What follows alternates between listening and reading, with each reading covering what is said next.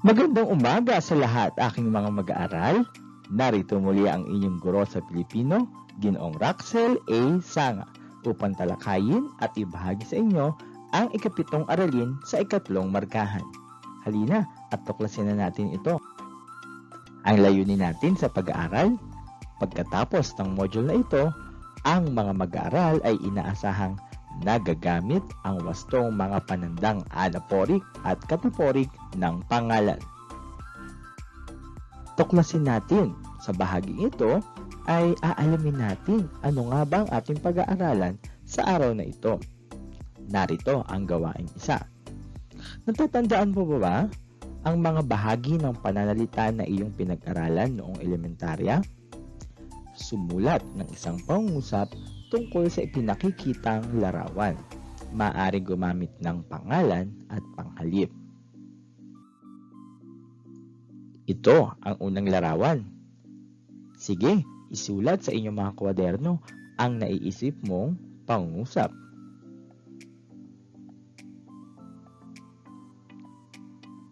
Narito ang isang halimbawa ng pangungusap. Kumain si Leia ng burger. Ito rin ba ang inyong naisulat? O kumain siya ng burger?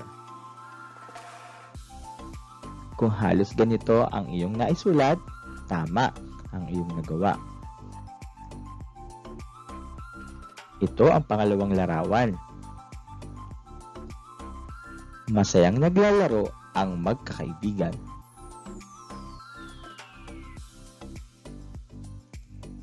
Sila ay masayang naglalaro.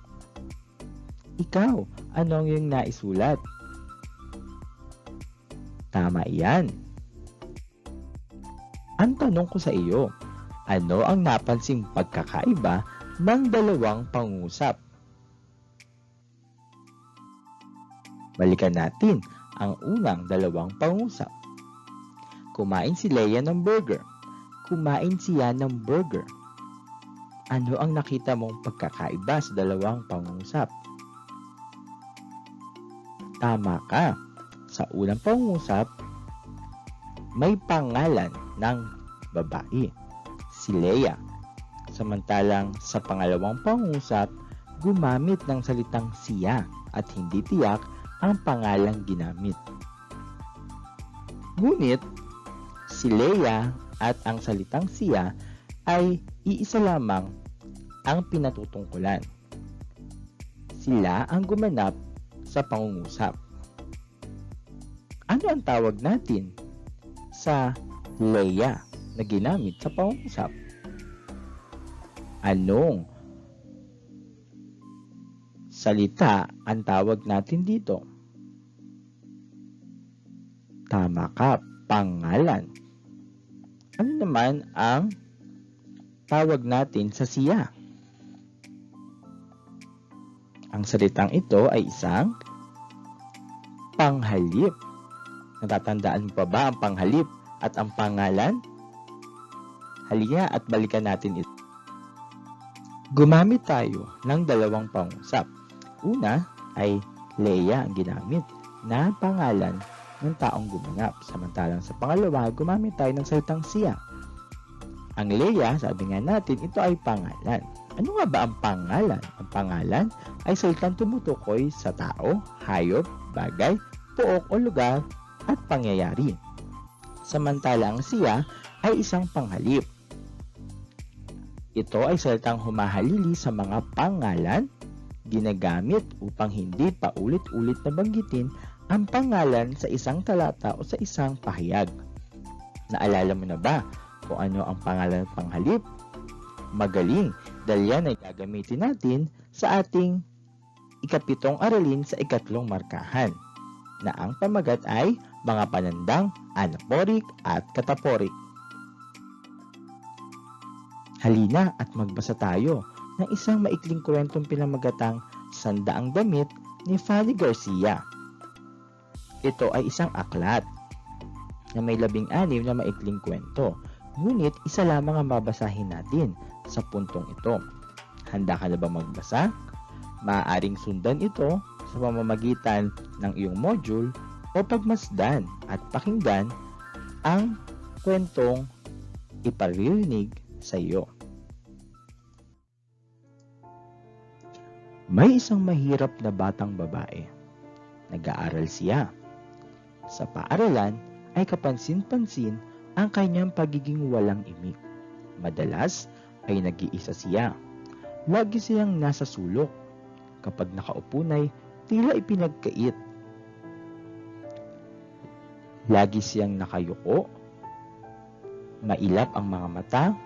Sasagot lamang kapag tinatawag ng guro. Halos paanas pa kung magsalita. Naging mahiyain siya sapagkat maaga niyang nalaman na kaiba ang kanyang kalagayan kung ihahambing sa mga kaklase. Pinakita at ipinabatid nila iyon sa kanya. Mayayaman sila, magaganda at iba-iba ang kanilang damit na pamasok sa paaralan. Madalas ay tinutokso siya dahil sa kanyang damit. Ang kanyang damit, kahit malinis, ay halatang luma na. Palibhasa ay kupas na at punong-puno pa ng sulsi. Kapag oras ng kainan at labasan ng kani-kanilang pagkain, halos ayaw niyang ipakita ang kanyang baon. Tinago niya sa kanyang kandungan ang pagkain. Pipiraso ng kaunti, tuloy subo sa bibig. Mabilis upang hindi malaman ng mga kaklase kung ano ang dalang pagkain. Sa sulok ng kanyang matay, masusulyapan niya ang mga pagkaing dala ng kanyang mga kaklase, gaya ng mansanas, sandwiches, mga imported at mamahaling tsokolate. Ang panunukso ng mga kaklase ay hindi nagtatapos sa kanyang mga damit.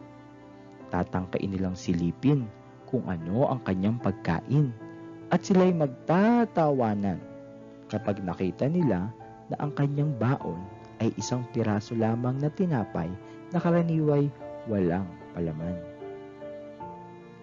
Kaya lumalayo siya sa kanila. Siya ay naging walang kibo at mapag-isa. Ang nangyayaring ito ay batid ng kanyang ina. Pag-uwi sa bahay, madalas siyang umiiyak dahil sa panunukso ng mga kaklase at siya ay magsusumbong sa ina. Mapapakagat-labi ang kanyang ina. Matagal itong hindi makakakibo at sabay haplos nito sa kanyang buhok. At may pagmamahal na sasabihin sa kanya, "Bayaan mo sila, anak. Huwag mo silang pansinin. Hayaan mo, kapag nagkaroon ng trabaho ang iyong ama, magkakabaon ka na rin ng masasarap na pagkain. Mabibili rin kita ng maraming damit." At lumipas ang maraming araw, ngunit ang ama ay hindi pa rin nakakuha ng trabaho. Kaya ganoon pa rin ang kanilang buhay. Ang bata naman ay unti-unting nakakaunawa sa kanilang kalagayan. Natutuhan niyang makibahagi sa malaking suliranin ng kaniyang pamilya. Natutuhan niyang sarilihin ang pagdaramdam sa panunukso ng mga kaklase. Hindi na siya nagsusumbong sa kanyang ina. Sa kanyang pagiging tahimik ay ipinalagay ng kanyang mga kaklase na siya ay kanilang talu-talunan. Kaya lalong sumidhi ang kanilang pang-asar. Lumang damit, di masarap na pagkain, mahirap, pilit na ipinapasok nila sa kanyang isip. Hanggang isang araw ay natuto siyang lumaban. Sa buong pagtataka nila'y bigla na lamang natutong sumagot ang mahirap na batang babae na laging luma, kupas at puno ng sulsi ang damit. Ang batang babae na laging baon ay tinapay na walang palaman. Isa na naman iyong pagkakataong walang magagawa ang kanyang mga klase, kundi hindi ang tuksoin siya. Alam nyo, Sabi niya ng malakas at nagmamalaking tinig. Ako'y may 100 damit sa bahay. Nagkatingin ang kanyang mga kaklase. Hindi sila makapaniwala. Kung totoo yan, ay bakit lagi na niluluma ang sinusuot mo? Mabilis ang sagot niya. Dahil iniingatan ko ang aking 100 damit, ayokong maluma agad. Sinungaling ka! Pakita mo muna sa amin para kami maniwala. Iisang sabi nila sa batang mahirap. Hindi ko madadala rito. Baka makagalitan ako ng nanay. Kung gusto nyo, sasabihin ko na lang kung ano ang tabas, kung ano ang tela, kung ano ang kulay, kung may ribbon o may bulaklak. At nagsimula na siya sa kanyang pagkukwento. Paano ay nilarawan niya hanggang kaliit-liitang detalye ang bawat isa sa kanyang 100 damit. Tulad halimbawa ng damit na pamparty, makintab na rosas ang tela na maraming mumunting bulaklak, bolga ang manggas, may tig-isang ribbon sa magkabilang balikat, hanggang sakong ang haba ng damit, o kaya ang kanyang dilaw na pantulog na may burda, o ang kanyang puting pansimba na may malapad na sinturon at malaking bulsa. Mula noon ay naging kaibigan na niya ang mga kaklase. Ngayon, siya na ang laging nagsasalita at sila ang nakikinig. Lahat sila ay natutuwa sa kanyang kwento tungkol sa 100 damit. Nawala na ang kanyang pagiging mahiyain.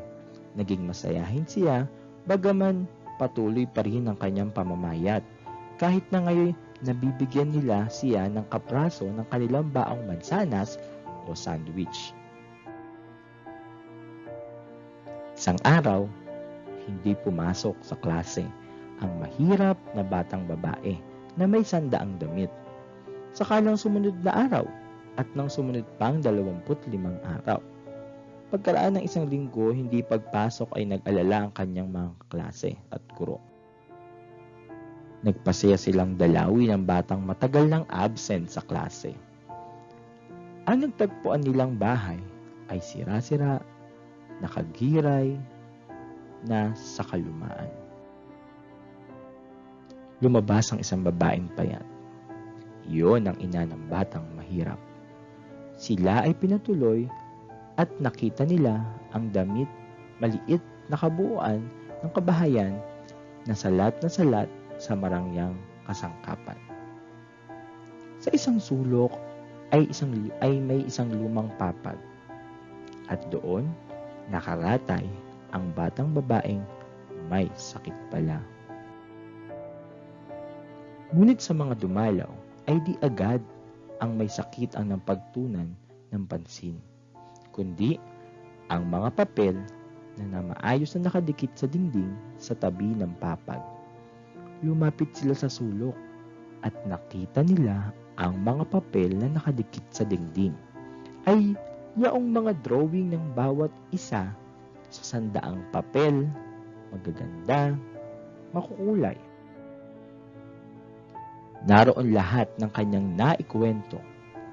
Totoo, at naroon ang sinasabi niyang rosas na damit na pamparty. Naroon din ang drawing ng kanyang damit pantulog, ang kanyang pansimba, ang mga sinasabi niyang pamasok sa paaralan na kailanmay hindi na silayan ng mga kaklase. Dahil ayon sa kanya'y nakatago at iniingatan sa bahay. 100 damit na pawang ginuhit lamang. Ngayon, nalaman mo na ang kwento ng 100 damit. Naantig ba ang iyong damdamin? Sana ay may natutuhan ka sa iyong narinig o binasang kwento. Halika at sagutin natin ang mga tanong. Sino ang pangunahing tauhan sa kwento? Tama ang isang batang babae. Ilarawan ng pisikal at emosyonal na katangian ng batang babae. Sa pisikal, siya ay malinis ang damit, bagamat luma ang damit, at ito ay may sulsi. Sa kanyang emosyonal naman, tahimik na bata at mahiyain. Ano ang kalagayan sa buhay ng tauhan? Tama ka. Mahirap at sakitin na bata. Dahil salat sila sa pangunahing pangangailangan sa buhay tulad ng kasuotan at pagkain. Ayon sa kwento, bakit madalas siyang tuksohin ng kanyang mga kaklase? Tama kang muli, dahil sa kanyang iisa at sira-sirang kasuotan at sa kanyang paulit-ulit na baang tinapay na walang palaman. Sa iyong palagay, bakit kaya nagsinungaling ang bata?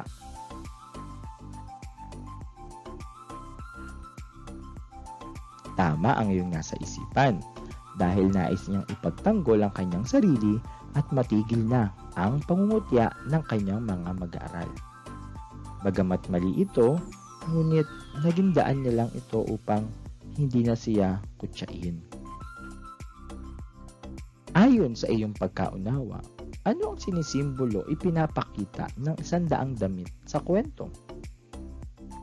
Sa buhay ng pangunahing tauhan natin. Ito ba ang iyong sagot? Pangarap ng batang babae. Diba? Ang pangarap niyang magkaroon ng maraming damit. At ang pagiging malikhain ng batang babae dahil naiguhit niya ang kanyang mga pinapangarap na kasuotan. Parehas ba ang iyong kasagutan? Tama ang iyong sagot kung ganoon. Yan, so nasagutan mo ang lahat ng katanungan. Ngayon naman, subukin natin ang iyong pangwikang kaalaman. Sa pagsasana isa na matatagpuan din sa iyong module, basahin ang ilang mga pahayag mula sa binasang kwento sa lungguhitan ng mga pangalan at panghalip sa bawat pangungusap. Sa unang pangungusap, may batang babaeng mahirap. Nag-aaral siya. Ano ang pangalan dyan at ano ang panghalip? Tama. Batang babae ang pangalan at ang panghalip ay siya. Pangalawang pangungusap. Isang araw hindi pumasok sa klase ang mahirap na batang babaeng may 100 damit. Siya raw ay may sakit. Tama. Ito ang pangalan at ang panghalip. Sa pangatlo, ang panunokso ng mga kaklase ay hindi nagtapos sa kanyang mga damit. Maging ang baon ng pagkain ay kanilang kinukutya. Tumpak ang iyong kasagutan kung ito ang iyong napili. Pang-apat, ngunit ang ama ay hindi pa rin nakakuha ng trabaho. Siya ay higahos sa buhay. Ang pangalan ay ang ama at ang panghalip ay siya. Ang huli, lumabas ang isang babaeng payat, iyon ang ina ng batang mahirap. Kung ito ang iyong sagot, tama ang iyong naguhitan. Inalam natin ang mga pangalan at panghalip na mula sa mga piling pangusap mula sa binasang kwento. Bakit nga ba? Dahil ito ang ating gagamitin sa pagtalakay ng ating araling mga panandang anaporik at kataporik. Ang mga anaporik at kataporik ay pasok sa konsepto ng kohesyong gramatikal. Pag sinabi natin kohesyong gramatikal o cohesive devices, mga salitang nagsisilbing pananda upang hindi pa ulit-ulit ang mga salita. Ang mga cohesive devices na ito ay ang mga panghalip. At iyon ang ating gagamitin sa araw na ito. Ang halimbawa ng mga panghalip ay ito, dito, doon, iyon, kung bagay, lugar o hayop. Sila, siya, tayo, kanila, kung ito naman ay tao o hayop. Ano nga ba ang anaporik o anapora? Ito ay mga panghalip na ginagamit sa hulihan bilang panimula sa pinalitang pangalan sa unahan ng pangungusap. Halimbawa, sina Raha Sulaiman at Andres Bonifacio ang mga bayaning Pilipino. Sila ay ang mga dakilang Manileño. So nakikita nyo, ang Raha Sulaiman at Andres Bonifacio ang salitang pinalitan ng panghalip na sila na matatagpuan natin sa dulong bahagi ng pangungusap. Tatandaan, kapag anapora, nasa unahan ng pangalan at nasa dulo ang panghalip. Ano naman ang katapora? Sa katapora, mga panghalip na ginagamit sa unahan bilang pananda sa pinalitang pangalan sa hulihan. Baliktad naman. Halimbawa, ito ay isang dakilang lungsod, ang Maynila ay may makulay na kasaysayan. Makikita ninyo, nasa unahan ang panghalip na ginuhitan at ang pinalitan nito na pangalan ay ang Maynila, ang nakaitim na makikita natin sa dulong bahagi o sa pangalawang pangungusap. Tatandaan, kapag kataporik o katapora, nasa unahan ang panghalip at nasa dulo naman ang pangalan na pinapalitan ng panghalip. Malinaw na ba? Subukan nga natin. Guhitan ng pangalan at bilugan ng panghalip. Tukuyin kung anaporik o kataporik ang pangungusap. May isang mahirap na batang babae. Nag-aaral siya. Ano dyan ang pangalan at panghalip? Ang pangalan ay ang batang babae. Samantalang ang panghalip ay tama, siya. Kung ang pangalan lang nasa unahang bahagi at panghalip ang nasa dulong bahagi, ano ang tawag natin sa panandang ito? Tama ka, anaporik. Tumpak ang iyong kasagutan. Subukan pa natin ng isa pang pagkakataon. Hanggang ng isang araw ay natuto siyang lumaban. Sa buong pagtataka nila'y bigla na lamang natutong sumagot ang mahirap na batang babae na laging luma, kupas at puno ng sulsi ang damit. Okay? Ang pangalan na ating hahanapan ng panghalip ay batang babae. Kung titignan natin ano ang panghalip na ipinalit sa batang babae. Tama ka, siya. At saan natin matatagpuan ang siya? Tama, nasa unahan ang siya. Kung nasa unahan ang panghalip at nasa dulo ang pangalang hinahalinhan ng panghalip, ang tawag natin dito ay kataporik. Tama ka muli. Tumpak ang iyong kasagutan. Punan ng angkop na pangalan ang panghalip, ang pangungusap batay sa binigay na gabay. Naging mahiyain siya sapagkat maaga niyang nalaman na kaiba ang kanyang kalagayan kung iahambing sa blank. Ipinakita at ipinabatid blank iyon sa kanya. Ang gabay ay anaporik. Dapat lumabas na anaporik ang pahayag na ito. Ano ang ilalagay natin sa mga patlang para sa unang patlang? Ano kaya ang salita dapat nating ilagay dito? Tama ka, mga kaklase. Ngayon, dahil anaporik ang dapat nating gamiting pananda, ano ang kasunod na ilalagay nating salita? Tama, isang panghalip. Anong panghalip ang angkop para sa pangungusap na ito? Tama, nila. Okay, makikita natin na ginamit sa unahang bahagi ang pangalan at nakita natin ang panghalip na hahalili sa mga kaklase gamit ang panghalip na nila sa sumunod na pangungusap. Kaya ito ay isang anaporik. Tama ang iyong kasagutan. Subukan pa natin sa pangalawang pangungusap. Blank ay nagkwento sa mga kaklase. Blank ay madalas pakinggan sa tuwing inilalarawan niya ang kanyang sandaang damit. Ang pangalang ating gagamitin ay ang batang babae dahil ang anyo ay kataporik. Matatagpuan natin sa pangalawang pangungusap ang pangalan. Ano ang gagamitin nating panghalip? Tama ka, siya. Makikita natin na nasa unang bahagi ang panghalip na ginamit bilang panghalili sa pangalang ang batang babae. Kaya ito ay nasa anyong katapori. Tama ang iyong kasagutan. Mukhang natutuhan mo na nga ang ating aralin. Kaya naman, gamitin ito sa pagsasagawa ng performance task bilang 7. Kwento ng kabataan sa panahon ng pandemya. Ikaw ay miyembro ng pamahayagang pangkampus sa iyong paaralan. Inatasan kang bumuo ng isang kwento ng karanasan bilang isang kabataan sa panahon ng pandemya. Ikwento ang sariling karanasan o karanasan ng kakilala mong kabataan. Gamit ang mga panandang anaphoric at cataphoric, lagyan ng guhit ang mga pangalan at ikaw naman ang panghalip.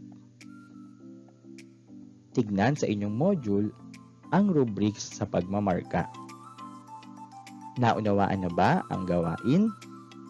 Ito ay ipapaskil sa Google Classroom o ipapasa sa Messenger ng inyong guro. Sa mga modular, sagutan ng mga sumusunod. Salamat sa pakikinig, aking mga mag-aaral. Ako muli ang inyong guro sa Pilipino, Ginoong Raxel Aizanga, nagpapasalamat at nagsasabing mag-ingat sa araw-araw. Paalam! Hanggang sa muli nating pagkikita